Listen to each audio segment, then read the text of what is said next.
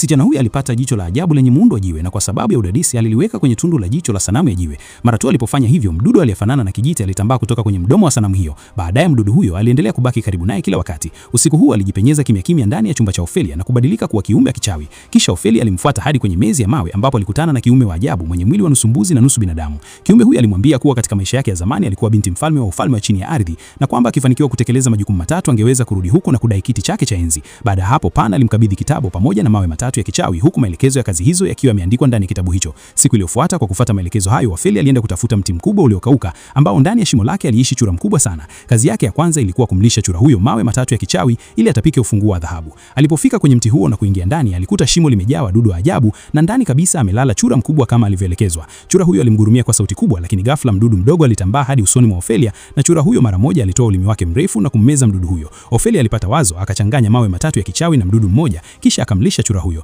Baada ya kumeza, chura huyo alianza kujisikia vibaya na kutapika yaliyokuwa tumboni mwake, na miongoni mwa matapishi hayo Ophelia aliona ufunguo wa dhahabu. Hivyo alifanikiwa kukamilisha kazi yake ya kwanza. Baada ya kupata ufunguo huo, alimtafuta Pan mara moja, naye Pan alimpa kipande cha chaki ya kichawi na kumwambia kuwa akichora mlango wote kwa chaki hiyo angeweza kufika kwenye ukumbi wa karamu wa chini ya ardhi. Kazi yake ya pili ilikuwa kuchukua kisu cha dhahabu kilichofichwa huko. Ili kumsaidia, Pan pia alimpa viumbe watatu wadogo wa kichawi, lakini alimuonya kwa msisitizo mkubwa kuwa hatakiwi kabisa kula chakula chochote kitakachokuwa ndani ya ukumbi huo. Ophelia alichora mlango ukutani na kweli akafika kwenye ukumbi huo wa ajabu. Meza ndefu ilikuwa imejaa matunda mabichi na ya kuvutia, huku katikati ya ukumbi akiwa ameketi mtu wa kutisha mwenye ngozi iliyopauka na asiye na macho. Ophelia aliwaachilia wale viumbe watatu wa kichawi ambao walitafuta kwa haraka sanduku lililoficha kisu cha dhahabu. Kwa kutumia ufunguo wa dhahabu, alifungua sanduku hilo na kuchukua kisu kwa mafanikio, lakini akiwa njiani kurudi, alitazama meza iliyojaa matunda matamu na akashindwa kujizuia. Licha ya maonyo aliyopewa, alichukua zabibu moja na kuila kwa siri. Asichojua ni kwamba yule kiumbe wa kutisha tayari alikuwa amesimama na kuanza kumtafuta mwizi aliyegusa chakula chake.